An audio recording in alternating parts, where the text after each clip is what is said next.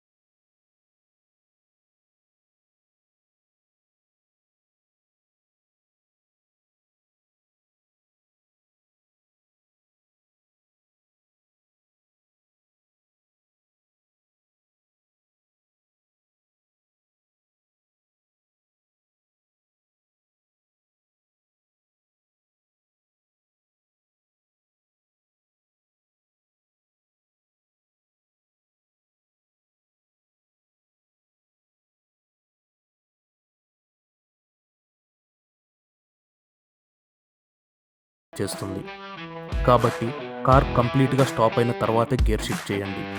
ఈ simple habit expensive రిపేర్స్ని avoid చేస్తుంది. ఇవి ఈరోజు వీడియోలో మనం డిస్కస్ చేసిన 7 ఇంపార్టెంట్ ఆటోమేటిక్ కార్ టిప్స్.